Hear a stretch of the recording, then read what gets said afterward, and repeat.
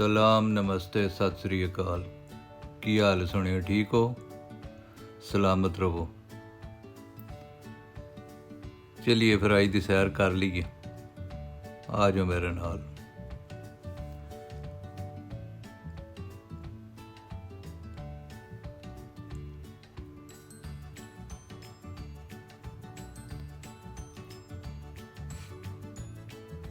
झड़ी बनी है बड़े दिनों तो। विच कदी कदी थोड़ी देर वास्ते में धुप निकलती है फॉर अ फ्यू आवर्स।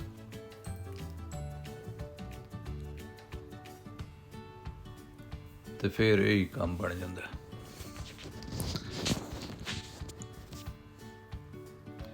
हुण अगों सर्दियां सर्दियां यही मौसम रहना है इंज दे।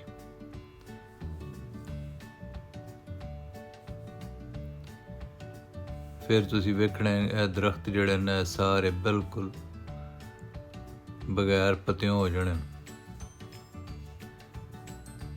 जिवें तुहानूं सज्जे खब्बे पे दिसदे ना दरख्त बगैर पत्तियां दे, इंज जी किसी आर्टिस्ट की पेंटिंग ही लगनी है, जिवें किसी लीका मार छड़ियां। पर वह अपना एक ब्यूटी होएगी, वह अपना हुसन है। और ये दरख्त जिहड़े ने सारे जदों पत्ते झड़ जाने ना, तो इंज वो जिहड़ी शाखां ना जी, वो भी बड़ी एक सिमिट्री दे विच हुंदियां ने, खूबसूरती दे विच।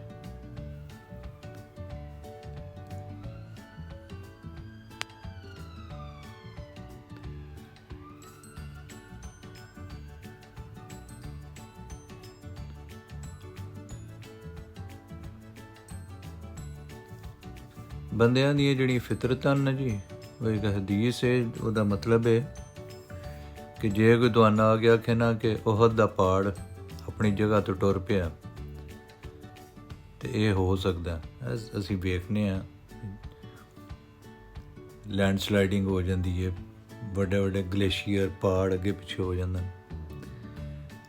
तो जे कोई बंदा आके तुहानूं आखे ना कि फलाने अपनी फितरत बदल ली है, तो वो नहीं मनण वाली गल, क्योंकि फितरतां नहीं बदलदियां।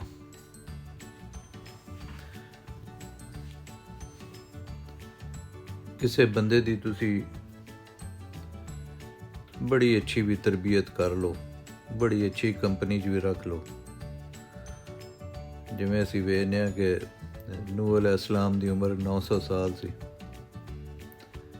तो उन्हां दा बेटा जिहड़ा है उन्हां ते ईमान नहीं सी लिआया। हाँ जी, लूत अलैहिस्सलाम दी बीवी वो ईमान न लैके आई। सो इंजी कुछ फितरतां होंदियां ने, जिहड़े बद फितरत ने उन्हां कोलों अच्छाई हो ही नहीं सकती। वो ऐसे कोई बदबख्त पागल हुंदे ना कि उन्होंने लख समझाओ कि तुहाडे इस अमल दे नाल कितना वड्डा नुकसान हो जाना है। हाँ जी, वो अपने वो जिहड़ा पैटी उन्हां दा हुंदा है ना, बिल्कुल छोटा घटिया जिहा मफाद, उन्हां ओहदे ते मरना हुंदा।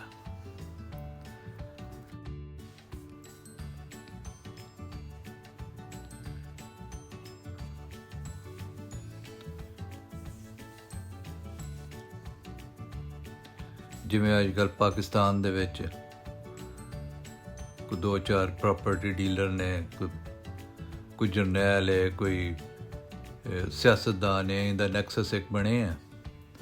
चंद लोग ने वो अपने मफाद वास्ते बंदे मार जत्थे न, उन्हां कोल ग्रुप ने, ते फितरतां उन्हां दियां सप्पां तो भी बुरियां।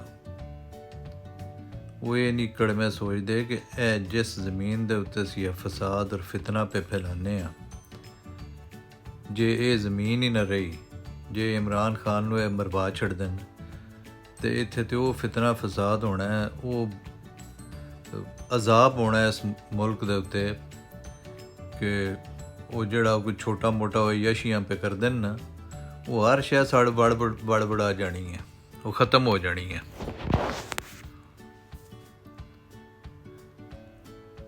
ਲੇਕਿਨ ਉਹ ਅਕਲ ਦੇ ਅੰਨੇ ਜਿਹੜੇ ਨੇ ਉਹ ਲੱਗੇ ਨੇ ਆਪਣੇ ਉਸ ਘਟੀਆਪਨ ਦੇ ਉੱਤੇ।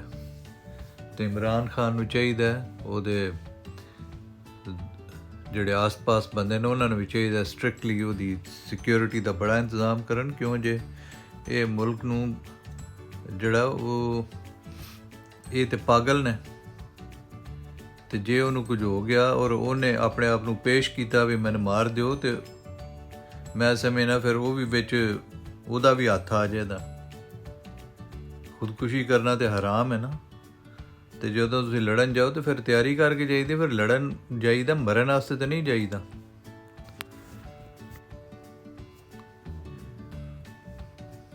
ਇਹ ਤੇ ਇੰਝ ਹੀ ਵਿੱਚ ਛੱਤ ਤੇ ਚੜ੍ਹ ਕੇ ਛਾਲ ਮਾਰ ਦਿਓ।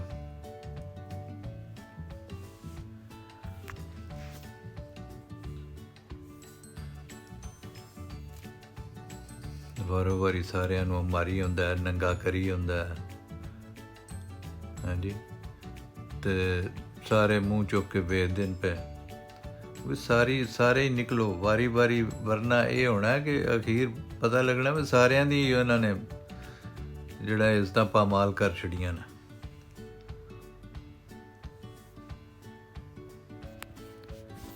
ਜੇ ਅਕਸਰੀਅਤ ਤੁਹਾਡੀ ਹੈ, ਸ਼ਰੀਫਾਂ ਦੀ ਹੈ, ਭਲੇ ਲੋਕਾਂ ਦੀ ਹੈ, ਤੇ ਕਿਉਂ ਨਹੀਂ ਨਿਕਲਦੇ, ਕਿਉਂ ਨਹੀਂ ਚੈਲੰਜ ਕਰਦੇ ਇਹਨਾਂ ਬਦਮਾਸ਼ਾਂ ਨੂੰ ਮੁੱਠੀ ਭਰ।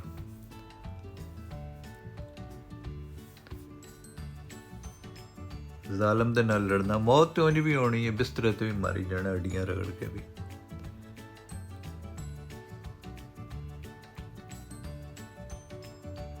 ਤੇ ਸ਼ਹਾਦਤ ਦੀ ਮੌਤ ਜ਼ਾਲਮ ਦੇ ਨਾਲ ਲੜਦਿਆਂ ਆ ਜੇ ਆਪਣੀ ਜਾਨ ਮਾਲ ਇੱਜ਼ਤ ਦੀ ਹਿਫਾਜ਼ਤ ਕਰਦਿਆਂ ਜਿਹੜਾ ਮਾਰਿਆ ਗਿਆ ਉਹ ਸ਼ਹੀਦ ਹੈ।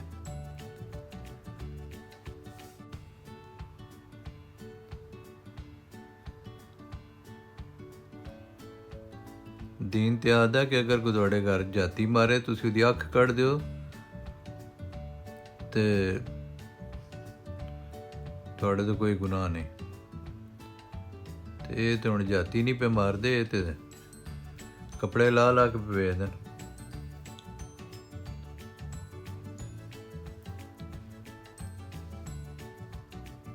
ਕੁਝ ਲੋਕ ਨੇ ਉਹਨਾਂ ਦੀ ਕੋਈ ਗਰੂਮਿੰਗ ਇੰਝ ਦੀ ਕੀਤੀ ਕਿ ਉਹਨਾਂ ਨੂੰ ਕੋਈ ਅੱਛਾਈ ਉਹਨਾਂ ਨੂੰ ਦੱਸੀ ਨਹੀਂ ਗਈ, ਸੋ ਉਹਨਾਂ ਦੀ ਉਹ ਫਿਤਰਤ ਦੇ ਵਿੱਚ ਇਹ ਚੀਜ਼ਾਂ ਆ ਗਈਆਂ। ਉਹ ਸਮਝਦੇ ਨੇ ਜੋ ਅਸੀਂ ਕਰਨੇ ਆ ਪੇ ਹੀ ਠੀਕ ਹੈ। ਉਹਨਾਂ ਦੇ ਨਜ਼ਦੀਕ ਚੂੰਕਿ ਦੂਸਰਾ ਪਾਸਾ ਉਹਨਾਂ ਵੇਖਿਆ ਹੀ ਨਹੀਂ, ਉਹਨਾਂ ਨੇ ਨਾ ਉਹਨਾਂ ਦੇ ਮਾਪਿਓ ਨੇ ਉਹਨਾਂ ਨੂੰ ਅੱਛਾਈ ਸਮਝਾਈ ਹੈ, ਹਾਂਜੀ। ਜੇ ਉਹਨਾਂ ਦੇ ਘਰਾਂ 'ਚ ਉਹਨਾਂ ਦੀਆਂ ਬੀਵੀਆਂ ਨੇ, ਉਹਨਾਂ ਦੇ ਬੱਚੇ ਨੇ, ਉਹ ਵੀ ਹਰਾਮਦੇ ਨੇ। ਉਹਨਾਂ ਨੇ ਵੀ ਨਹੀਂ ਪੁੱਛਿਆ ਕਿ ਵੀ ਜਨਾਬ ਤੁਸੀਂ ਅੱਬਾ ਜੀ ਕੀ ਲੱਗੇ ਹੋ ਕਰਨ, ਤੁਹਾਡੇ ਕੀ ਅਮਾਲ ਨੇ, ਤੁਹਾਡੇ ਤਨਖਾਹ ਕਿੰਨੀ ਹੈ, ਅਤੇ ਤੁਹਾਡੇ ਕੋਲ ਇਨਕਮ ਕਿੰਨੀ ਪਈ ਆਉਂਦੀ ਹੈ, ਤੁਹਾਡੇ ਖਰਚੇ ਕਿੰਨੇ ਨੇ, ਔਰ ਤੁਸੀਂ ਕੀ ਕਰਦੇ ਹੋ ਪਏ, ਕਿਹੋ ਜਿਹੇ ਬੰਦਿਆਂ ਨਾਲ ਮਿਲਦੇ ਹੋ, ਤੁਸੀਂ ਸ਼ਾਮੀ ਸ਼ਰਾਬਾਂ ਪੀ ਕੇ ਬਹਿ ਕੇ ਕਿਹੋ ਜਿਹੀ ਗੁਫ਼ਤਗੂ ਫਰਮਾਉਂਦੇ ਹੋ।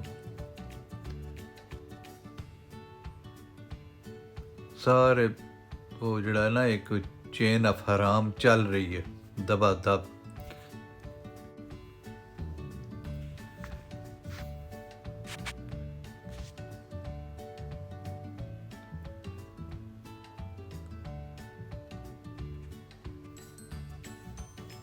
ਇਸੇ ਵਾਸਤੇ ਹੁਕਮ ਦਿੱਤਾ ਗਿਆ ਕਿ ਬਾਹਮ ਇੱਕ ਦੂਸਰੇ ਨੂੰ ਨੇਕੀ ਦਾ ਪੈਗਾਮ ਦਿਓ, ਨੇਕੀ ਦਾ ਮਿਸਾਲ ਬਣਾ ਕੇ ਦਿਓ।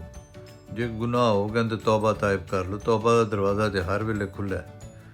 ਹੁਣ ਜਿਹੜੇ ਬੰਦੇ 60 ਸਾਲ ਦੀ ਉਮਰ ਨੂੰ ਅਪੜਨ ਵਾਲੇ ਨੇ, ਰਿਟਾਇਰਮੈਂਟ ਦੇ ਉੱਤੇ ਖਲੋਤੇ ਹਨ, ਲੇਕਿਨ ਉਹਨਾਂ ਨੇ ਸਾਰੀ ਉਮਰ ਨਾ ਕੋਈ ਅੱਲਾ ਦੀ ਗੱਲ ਸੁਣੀ ਹੈ, ਨਾ ਉਹਨਾਂ ਨੇ ਕੋਈ ਆਪਣਾ ਦੀਨ ਮਜ਼ਹਬ ਕੋਈ ਰੂਹਾਨੀਅਤ ਸਿੱਖੀ ਹੈ।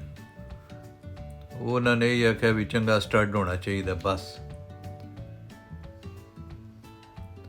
ਔਰ ਪੁਰਾਣੇ ਜਿਹੜੇ ਫੌਜੀ ਅਫਸਰ ਸਨ, ਉਹਨਾਂ ਦੇ ਵਿੱਚ ਕਈਆਂ ਨੂੰ ਮੈਂ ਆਪ ਸੁਣਿਆ, ਉਹ ਇਸੇ ਚੀਜ਼ ਨੂੰ ਸਮਝਦੇ ਸਨ ਜਿਵੇਂ ਜਨਰਲ ਨਿਆਜ਼ੀ ਆਦਾ ਸੀ, ਮੈਂ 2 ਕਿਲੋ ਦੁੱਧ ਪੀਣਾ ਤੇ ਮੈਂ ਅਜੇ ਵੀ ਇਹ ਕਰ ਸਕਦਾ।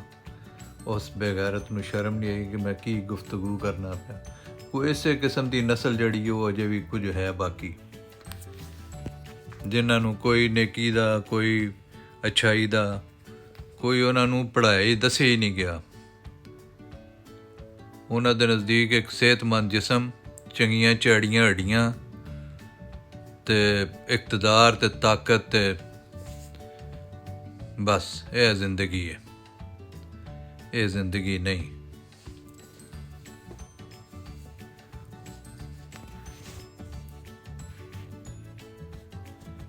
ਇਹ ਜ਼ਿੰਦਗੀ ਜਿਹੜੀ ਹੈ ਨਰਮੀ ਵਾਸਤੇ, ਇਹ ਆਪਣੇ ਆਸ-ਪਾਸ ਜਿਹੜੀ ਤੁਹਾਡੇ ਇਨਸਾਨ ਰਹਿੰਦੇ ਨੇ ਉਹਨਾਂ ਦੀ ਖਿਦਮਤ ਵਾਸਤੇ, ਉਹਨਾਂ ਦੇ ਨਾਲ ਹੁਸਨ ਸਲੂਕ ਵਾਸਤੇ ਹੈ। ਔਰ ਫਿਰ ਇੱਕ ਬੰਦਾ ਤੁਹਾਡਾ ਮੁਖਾਲਫ ਵੀ ਹੋਵੇ ਲੇਕਿਨ ਉਹ ਫੇਅਰ ਹੈ, ਉਹ ਜਸਟ ਹੈ, ਉਹ ਬਾਕਿਰਦਾਰ ਹੈ, ਤੇ ਉਹਦੀ ਇੱਜ਼ਤ ਕਰੋ। ਬਦਬਖਤੀ ਦੀ ਔਰ ਘਟੀਆਪਨ ਦੀ ਅਖੀਰ ਹੁੰਦੀ ਹੈ ਕਿ ਜਦੋਂ ਇੱਕ ਬੰਦਾ ਜਿਹੜਾ ਉਹ ਕਿਸੇ ਅੱਛੇ ਆਦਮੀ ਦੀ ਇੱਜ਼ਤ ਵੀ ਨਹੀਂ ਕਰ ਸਕਦਾ, ਅੱਛਾਈ ਨੂੰ ਅੱਛਾਈ ਨਹੀਂ ਸਮਝਦਾ। ਲਓ ਸੋਹਣਿਓ, ਰਾਜ਼ੀ ਰਵੋ। ਅੱਲਾਹ ਤਾਲਾ ਤੁਹਾਨੂੰ ਆਪਣੀ ਹਿਫਾਜ਼ਤ 'ਚ ਰੱਖੇ ਤੇ ਆਪਣਾ ਤੇ ਆਪਣੇ ਦੁਆਲੇ ਸਾਰਿਆਂ ਦਾ ਖਿਆਲ ਰੱਖੋ ਤੇ ਹੱਕ ਸੱਚ ਬੋਲੋ।